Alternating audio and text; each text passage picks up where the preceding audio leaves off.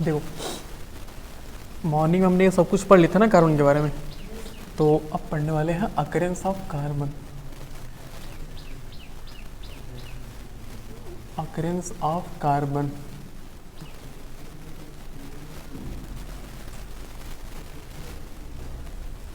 Carbon की प्राप्तिकरण। तो carbon मुझे बताओ नॉर्मली किस किस फॉर्म में पाया जाता है?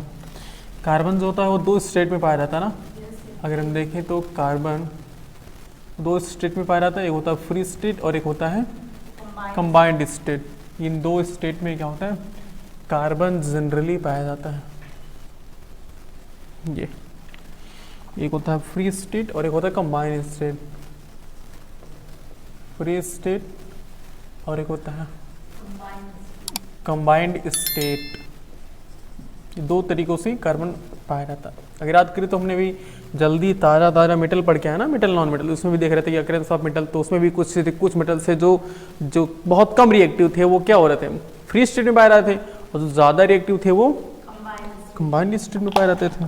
तो ऐसे कुछ ये भी है। तो इसमें अगर हम देखें तो फ्री स्टेट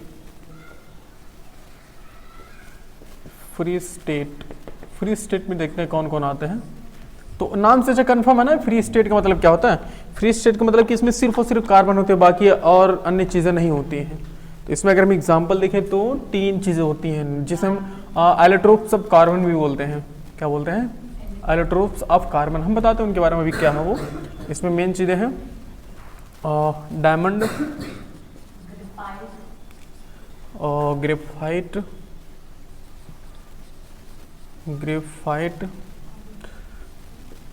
और बकमाइंस्टर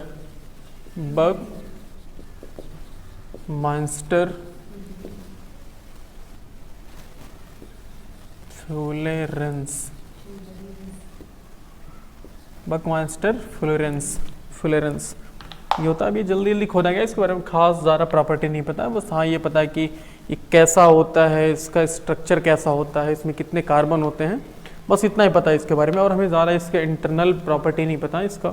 देखो एक डायमंड होता, दूसरा ग्रेफाइट और तीसरा क्या? बकमाइंस्टर फ्लोरेंस।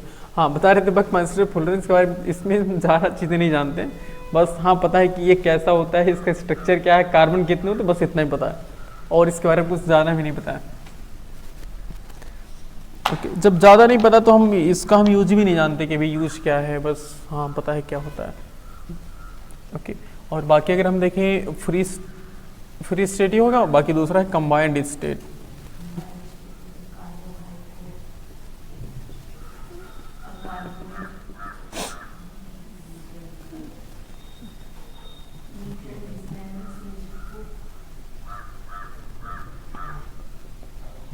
इसमें अगर हम देखें तो कंबाइंड स्टेट में कौन होते हैं? कंबाइंड स्टेट में सबसे पॉपुलर तो कार्बन डाइऑक्साइड ही जानते हो। पॉपुलर नहीं मतलब है, हम ज़्यादा जानते हैं इसको, कार्बन डाइऑक्साइड। कार्बन डाइऑक्साइड हो गया जिसे हम CO2 बोलते हैं, जो वो जानते हैं। कार्बोनेट,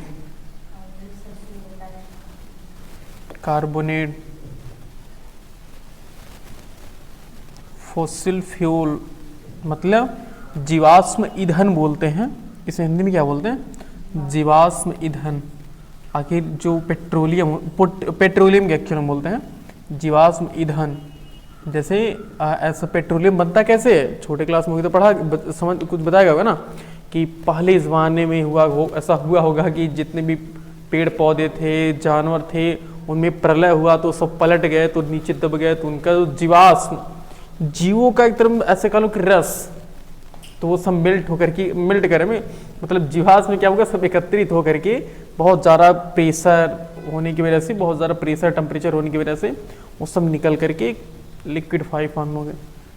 तो ऐसा माना था कि जो पेट्रोल डीजल होता है ये सब जीवों का रस है, इसे समझ रहे हो।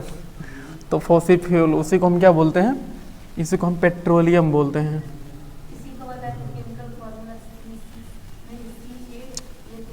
वो पेट्रोल का होता है, पेट्रोलियम मतलब सब चीज़ें होती हैं जी, जितनी भी लिक्विड फ्यूल होता है वो सब के सब इसमें आता है पेट्रोलियम में। जैसे पेट्रोल, डीजल, केरोसिन, ये सब जितनी भी चीज़ें होती हैं वो सब इसमें आते हैं। तो ETC लिख लेते हैं, ये सब चीज़ें क्या है इसमें आती हैं।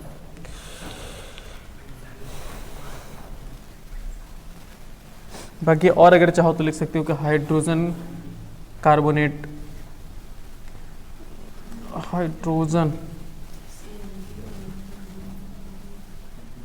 हाइड्रोजन कार्बोनेट, ये सब चीज़ें होती हैं।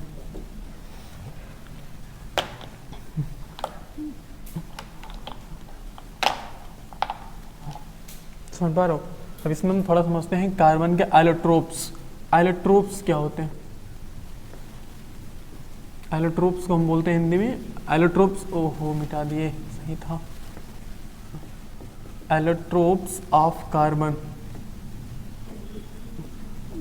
कार्बन, इसे हिंदी भाषा में बोलते हैं कार्बन के अपर रूप।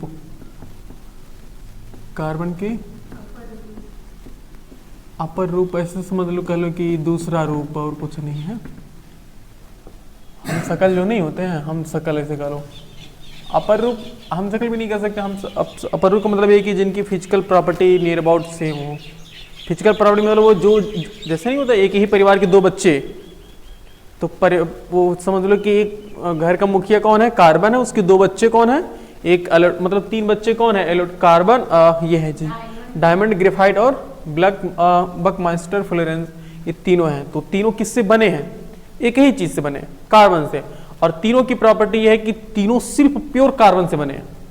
इस वजह से हम इसको क्या बोलते हैं, कार्बन के एलोट्रोप्स बोलते हैं कि इनका मेन जड़ क्या है, मेन जड़ कार्बन ही है, कार्बन से ही बने हैं और किसी भी चीज से नहीं। तो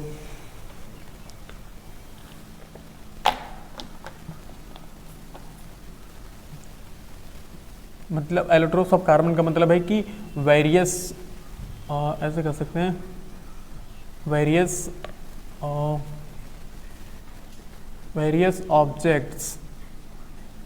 ऑब्जेक्ट जो किससे बने हैं, मेड बाय प्योर कार्बन, जो एकदम प्योर कार्बन से बने हैं। वेरियस ऑब्जेक्ट, कई तरह के ऑब्जेक्ट जो मेड बाय प्योर कार्बन, वो सिर्फ प्योर कार्बन से ही बने हैं। तो उसी को हम क्या बोलते हैं, एलोट्रोप्स ऑफ कार्बन बोलते हैं। इसमें हमारे पास तीन चीज़ें हैं, ये जो डायमंड, ग्रेफाइट और बकमास्टर फ्लोरेंस।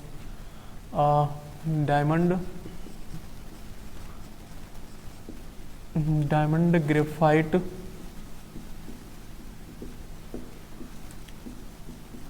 बकमास्टर फ्लोरेंस,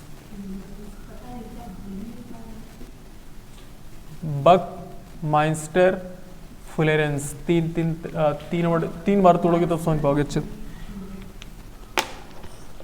ये तीन प्योर कार्बन के अपर रूप कार्बन के क्या है, एलोट्रोप्स है। मतलब ये है कि अगर हम इन तीनों को जलाते हैं तो सिर्फ और सिर्फ क्या निकलता है, सिर्फ और सिर्फ CO2। जैसे कि अगर हमारे पास इनमें से कोई भी चीज हो, यानी कि allotrope of carbon, allotropes of carbon, अगर हम कार्बन के एलोट्रोप्स को बर्न करते हैं, क्या करते हैं, बर्न करते हैं, मीन्स जलाते हैं, तो जलाएंगे तो सिर्फ और सिर्फ हमें क्या मिलेगा, सिर्फ और सिर्फ CO2 मिलेगा, कार्बन डाइऑक्साइड की, जो कि ऊपर उड़ते ही अपीयर होंगी। बाकी नो रिमेनिंग सब्सटेंस, कोई भी चीज प्लस नो रिमेनिंग सब्सटेंस, कोई भी नीचे बचेगा नहीं, जो भी रहेगा सब जल करके उड़ जाएगा। तो इससे कंफर्म हो जाता है कि हाँ वो कि ये किससे बना है, ये सिर्फ और सिर्फ कार्बन से बना है। तो तभी तो कार्बन और भाई आखिर कार्बन मतलब जो भी है, तुम कह लो डायमंड कह लो, ग्रेफाइट कह लो, बकमास्टर फ्लोरेंस कह लो, तीनों का फार्मूला क्या होगा, कार्बन ही होगा। इसके मतलब हाँ एटम्स अलग अलग होते हैं, कई एटम्स होते हैं इनमें से, इनमें कार्बन, अब बकमास्टर फ्लोरेंस में दिखा रहा तो सिर्फ 60 एटम्स होते हैं कार्बन के, बाकी इन सब में कम कम होते हैं। तो यह है, अगर इसको हम O2 से ऑक्सीजन के प्रेजेंस में जलाते हैं, बर्न करते हैं, तो ये बना लेंगे CO2, जो कि इससे ऊपर हो जाएगा, ऐसे होता है। और no remaining substance behind burn of allotropes of carbon. Carbon को अगर हम जलाते हैं तो उसके पीछे कुछ नहीं बचने वाला है, जो भी रहेगा सब उड़ जाएगा। समझ पा रहे हो? तो इससे पता चलता है कि हाँ जो कार्बन, ग्रेफाइट, डायमंड और बकमास्टर फिल्टर्स हैं, तीनों के तीनों किससे बने हुए हैं? एकदम प्योर कार्बन से बने हुए हैं, लेकिन तीनों की प्रॉपर्टी अलग अलग होती है। अब अगर हम बात करें सबसे पहला इसमें डायमंड, डायमंड को हम क्या बोलते हैं? हीरा बोलते हैं ना, हीरा। तो व्हाट इज डायमंड कह सकते हैं। तो पहली बात प्रॉपर्टी के बेस पर हम लिखना शुरू करेंगे। डायमंड क्या है?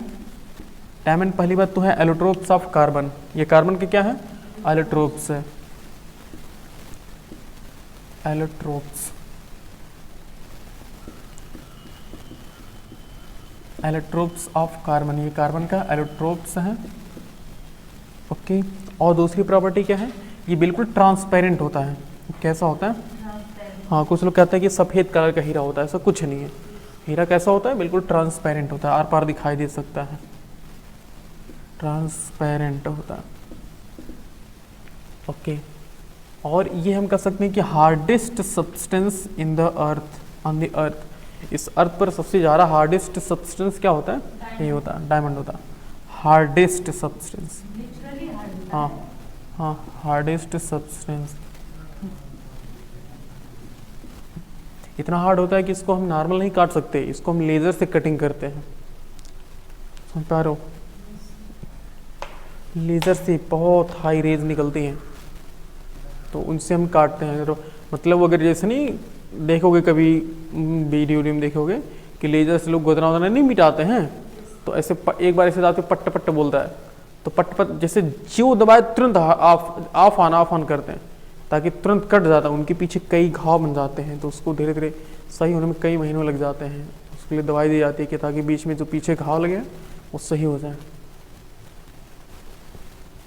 तो वो एकदम तुरंत जला देता है, अपनी देर का चमड़ा ही जल जाता है, ऐसा होता है। तो गुदना नहीं रिमूव कराते हैं, जो देखते होगे कभी कभी देखे होगे मूवी, मतलब मूवी में ऐसे वीडियो में।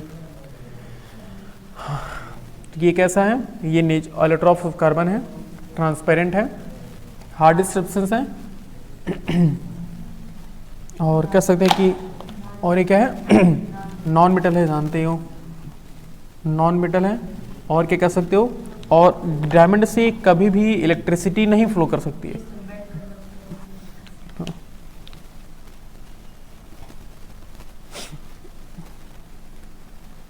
नॉन कंडक्टर को क्या बोलते हैं नहीं इंग्लिश में? बोले यार, इंसुलेटर बोलते हैं। भूल जा रहे क्या होता है? Insulator of insulator, diamond is insulator होता है, मतलब ये इसमें इलेक्ट्रिसिटी फ्लो नहीं कर सकती, यानी कि do not conduct electricity.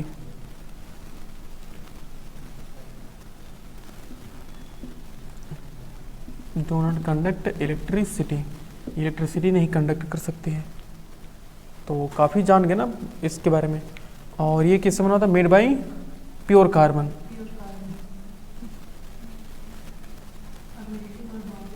Made by pure carbon, वो तो उसकी प्रॉपर्टी में आएगा ना अगर हम बात करें तो। हाँ, फिर भी लिख देते हैं। तो इसका मेल्टिंग पॉइंट जान तो कितना होता है?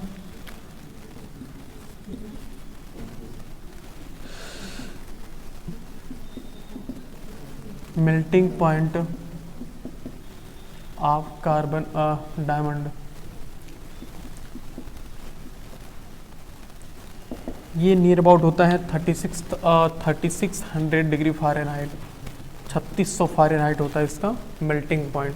मतलब इतना डिग्री फ़ारेनहाइट हम टेम्परेचर देंगे तब जाकर को कहीं पिघलने का नाम लेगा। और अगर इसको हमें बॉयल कर रहा है तो बॉइलिंग पॉइंट ऑफ डायमंड क्या हुआ? फ़ारेनहाइट में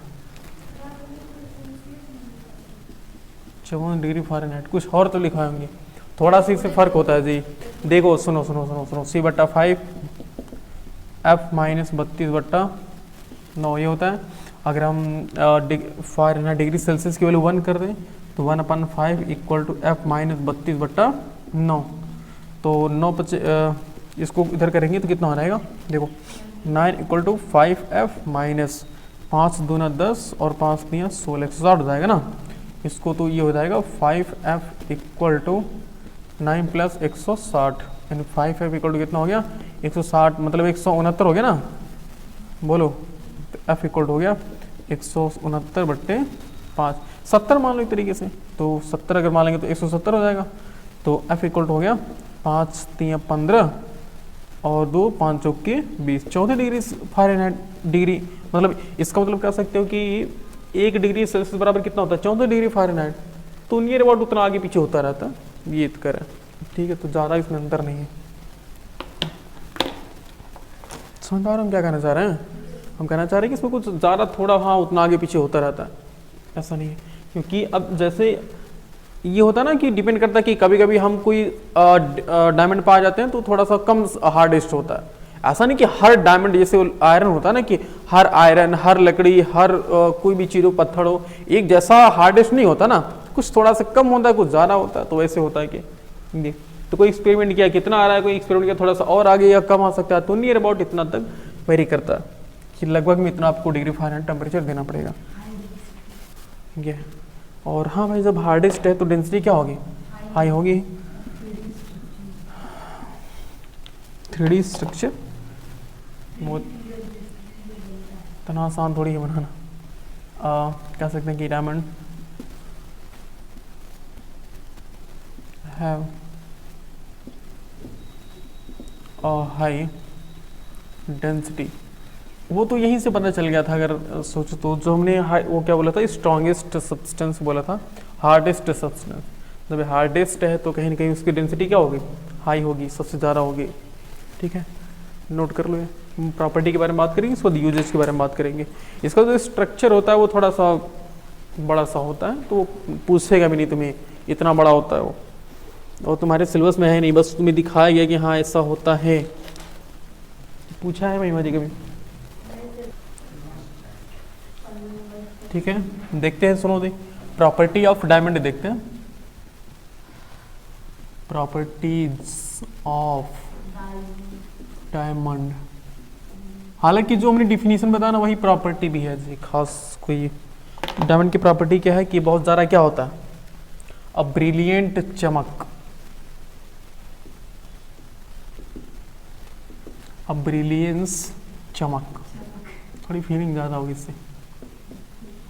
चमक समझते हो ना, शाइनी, बहुत ज़्यादा शाइन होता है, बहुत ज़्यादा चमक होता है इसमें। और ये भी हम कह सकते हैं कि क्या है, बहुत ज़्यादा हार्डेस्ट सब्सटेंस है। अब फिर वही हम बात करेंगे, दो लिखेंगे तो फिर दोबारा रिपीट होगा ना जी, फिर वही चीज़ आखिर प्रॉपर्टी है कि नहीं। एक तरह से इससे इलेक्ट्रिसिटी कंडक्ट नहीं कर सकती ना, ये भी इसकी प्रॉपर्टी है कि। और ये सिर्फ किससे बना है, मेटल कह रहे हैं जी, कार्बन से बना है ना, ये भी उसकी प्रॉपर्टी है। तो प्रॉपर्टी अगर पूछेगा तो बता दोगे ना, प्रॉपर्टी मतलब वही जो हमने भी इसके नीचे लिखा है डायमंड के बारे में, पूरा जो हमने ये लिखा था 4-5 पॉइंट जो भी है, तो सब इसकी प्रॉपर्टी में आएंगे, ठीक है। हम डायरेक्ट इसका यूजेस लिखते हैं, यूजेस ऑफ डायमंड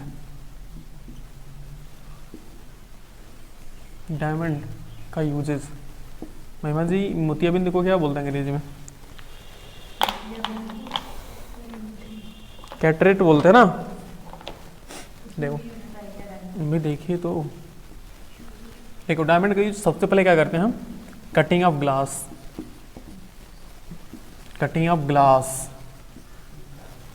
हाँ शीशा, cutting of glass, cutting of tiles,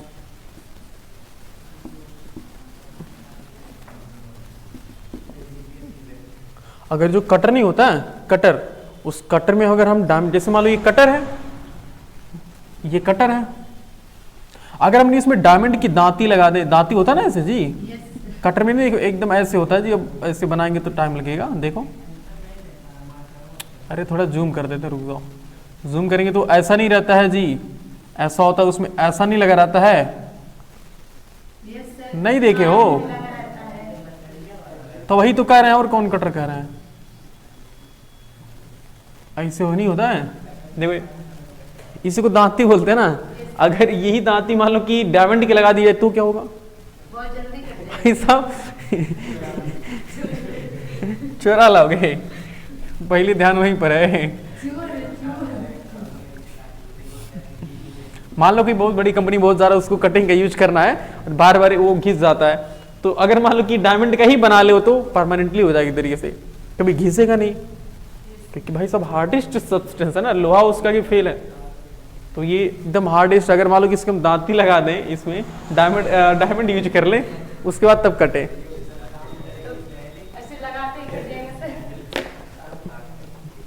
देखो इतना भी महंगा नहीं मिल रहा जितना महंगा तुम लोग सोचते हो, ठीक है। अभी एक डायमंड वाली कलम खरीदोगे ना, जिसका जो सामने वाला नीम वो क्या होता है जी, छर्रा बोलते हैं ना, वो जो छर्रा होता है उसका, तो वही वो पेन खरीदोगे कितना मिलेगा, मेरे ख्याल से 5-6 हज़ार मिल जाना चाहिए। ये क्या है, तो काफी है उतना बड़ा। तो ठीक है, cutting of tiles, cutting of glass, और कटिंग ऑफ एक और चीज, जो ड्रिल मशीन ही होता है, जब मान लो पहाड़ों को हमें विस्फोट करके गिराना होता है ना, तो उसको ड्रिल करना पड़ता है। अगर कोई पहाड़ बहुत ज्यादा खतरनाक मिल गया, उसको ड्रिल नहीं कर मिला, ड्रिल मतलब समझते हो ना, छेदना होता है, तो उसके लिए भी हम वही यूज करते हैं, डायमंड यूज करते हैं ड्रिलिंग मशीन में। डायमंड का लगा तो उसको ड्रिल कर दो, चाहे जितना भी हार्डेस्ट पत्थर होगा सबको काट पीट के बराबर कर देगा। तो इससे हम करते हैं ड्रिलिंग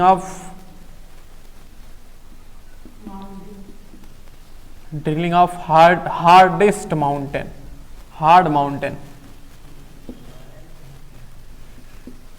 जो कठोर कठोर पर्वत होते हैं, अगर उनमें हमें कुछ काम करना होता है तो उसमें ड्रिल अगर करना है, उसमें भी हम यूज कर लेते हैं डायमंड का, एकदम फोड़ फाड़ के किनारे कर देगा ना, क्योंकि भाई सब हार्डेस्ट सब्सटेंस है, बहुत मजबूत है। नॉर्मली हथौड़ी थोड़ी पीटने से फूटेगा ही नहीं। मूवी देखो ना, बैंग बैंग,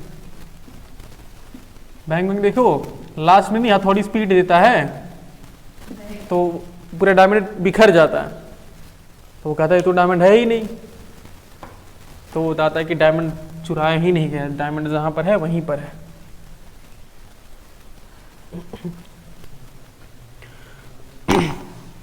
और इसका ये जान दो क्या कह रहा था, ये बहुत ज्यादा सोचो, बहुत ज्यादा कठोर होता है ना, सेम वही चीज। अगर मान लो डायमंड को इतना पतला करके एकदम ब्लेड बना लिया जाए, तो पत्ती जानते हो ना, सर्जरी के लिए जो ब्लेड यूज करते हैं, अगर मान लो ब्लेड बहुत जल्दी, मतलब ब्लेड मुरझा जाता है ना, खराब हो जाता है, तो अगर उसकी जगह पर हम डायमंड वाला ब्लेड यूज कर ले, तो उसके जो सबसे सामने वाला उसको डायमंड का यूज कर ले, तो इतना शार्प होगा, इतना शार्प होगा, बहुत पतला बनाया जा सकता है, बहुत चुखार बनाया जा सकता है। जैसे आयरन से नहीं पत्ती होता, चुखार होता है ना, उसको डायमंड से उससे भी ज्यादा हम चुखार बना सकते हैं, उससे भी ज्यादा शार्प बना सकते हैं। तो उससे आंखों की सर्जरी की जाती है, जब मोतियाबिंद होता है, तो मोतियाबिंद की सर्जरी के लिए जो बड़े बड़े, मतलब एक अच्छा एक स्पेशल अगर हमें करना होता है सर्जरी, तो उसके लिए हम वो यूज करते हैं, ठीक है। यानी कि इन the surgery of I,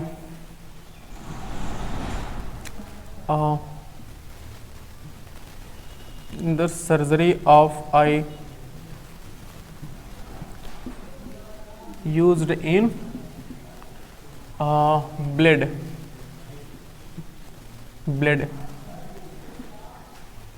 due to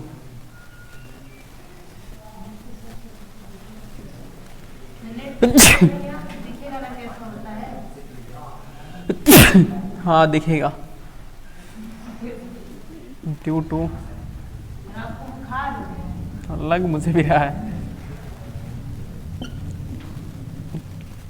तो ये समझ गया ना जी, in the surgery of I used in blade due to its sharpness, उसकी शार्पनेस की वजह से हम कहाँ यूज करते हैं, ब्लेड में यूज करते हैं।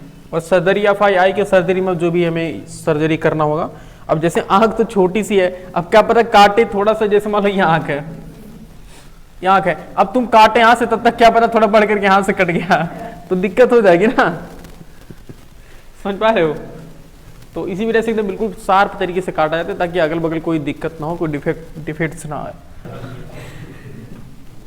अब देखते हैं दूसरे नंबर पे क्या है,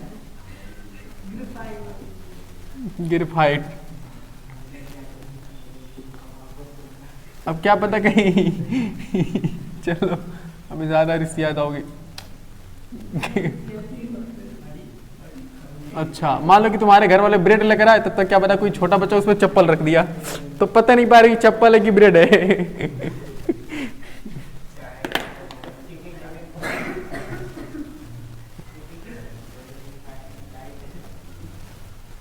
कहेंगे आजकल ब्रेड बहुत ज्यादा मजबूत आने लगा है। बहुत ज्यादा बोलते हैं, छोटे से कोई एक थप्पड़ मारेगा कि जाएगी बढ़िया है। क्लास 10th में है, हल्के मतलब 11 में जाने वाले हैं। ग्रेफाइट, सुनो ग्रेफाइट के बारे में देखे जी। तो ग्रेफाइट कैसा होता है, ये भी क्या है, एलोट्रोप्स ऑफ कार्बन है ना, एलोट्रोप्स ऑफ कार्बन। नहीं, अब नहीं लगना चाहिए, अब तुम्हें यहाँ देखना चाहिए। अब जब बातें हैं तो जब तक बातें थी तब तक बातें, अब सीरियस होकर के समझा रहा है चीज़ों को, ऑटोमेटिक समझ में आ रहेगा तुम्हें भी। देखो एलोट्रोप्स ऑफ कार्बन, कार्बन का एलोट्रोप्स है। और क्या कहना चाहोगे, ये ट्रांसपेरेंट होता है क्या? यस सर, बिल्कुल ओपेक होता है ना जी, बिल्कुल ओपेक होता है, यानी कि आर पार बिल्कुल नहीं दिखाई देगा जी। और एक ऐसा होता है, ब्लैक कलर होता है ना, ब्राउन थोड़ा सा कह सकते हैं, हाँ थोड़ा भूरा कलर होता है।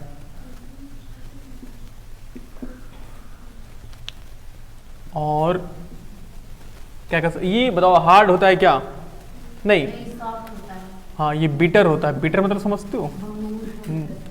बिटर मतलब क्या, पीटने पर इसे भुर्रा बन जाएगा। बिटर एंड ब्रिटल होता है, बिटर नहीं ब्रिटल, ब्रिटल। और ये सॉफ्ट होता है, सॉफ्ट इन टच, टच करने पर कैसा होता है, सॉफ्ट एंड स्लिकी बोलते हैं उसे, फिसलनदार होता है, सॉफ्ट एंड स्लिकी, स्लिकी फिसलनदार होता है। ओके, और क्या हम कह सकते हैं, सोचो भाई ग्रेफाइट के बारे में थोड़ा और सोचो। या इलेक्ट्रिसिटी को कंडक्ट करती है ना,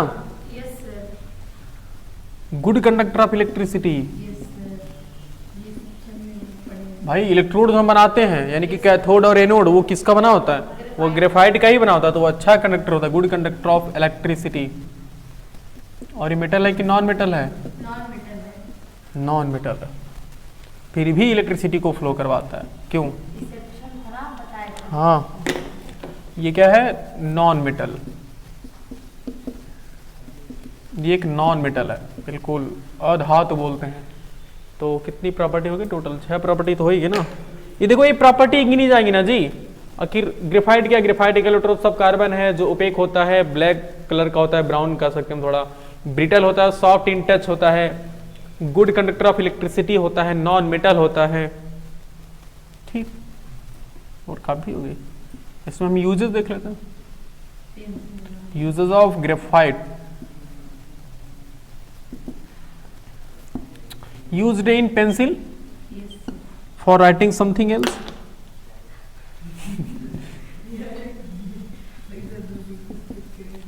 used in पेंसिल, उस पेंसिल को हम क्या बोलते हैं? लेड पेंसिल बोलते हैं ना, सलाका, लेड पेंसिल। ओके, और कहाँ यूज करते हैं इसको? हम लब्रिकेंट में यूज करते हैं। लब्रिकेंट नहीं जानती हो? कई बार बताए थे, Greece. A fast moving particles in machine, in fast moving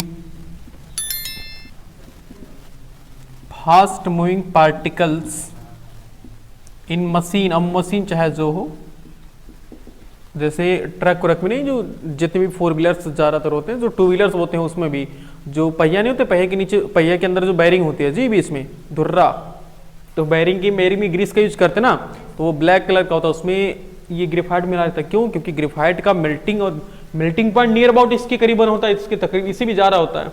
कहाँ गया डायमंड? डायमंड से जा रहा होता है, ठीक है। तो ये क्या करता है, उससे जा रहा मेल्टिंग पॉइंट। इसका मतलब कि क्या, अगर हमें इसको मेल्ट करना है, यानी कि हमने जो इससे ग्रेफाइट से जो लब्रिकेंट बनाया है, जो ग्रीस बनाया है, इस ग्रीस को मेल्ट होने के लिए, मतलब वेपर होने के लिए इसको बॉईल करना, उतना यानी कि लगभग समझ लो कि 5600 डिग्री सेल्सियस प्लस टेम्परेचर देना पड़ेगा, तो वो उड़ेगा ही नहीं। क्योंकि जब वो चलता है तो बहुत तेजी से, जितना फास्ट चलेगा उतना तेजी से उसमें क्या होगा, उसमें हीट जनरेट होगी ना, समझ पा रहे हो?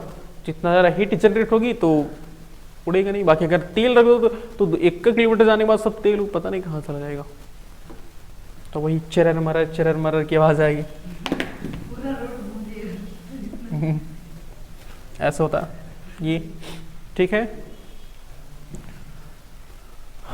और यूज इन इलेक्ट्रोड कह सकते हैं ना, यूज इन इलेक्ट्रोड, इलेक्ट्रोड बनाने में यूज करते हैं। इलेक्ट्रोड बोले तो कैथोड या फिर anode. Due to good conductor of electricity, note करो, इलेक्ट्रिसिटी का अच्छा कंडक्टर होने की वजह से हम क्या करते हैं, इसको इलेक्ट्रोड बनाने में, इलेक्ट्रोड बनाने में यूज करते हैं, ठीक है। नोट कीजिए।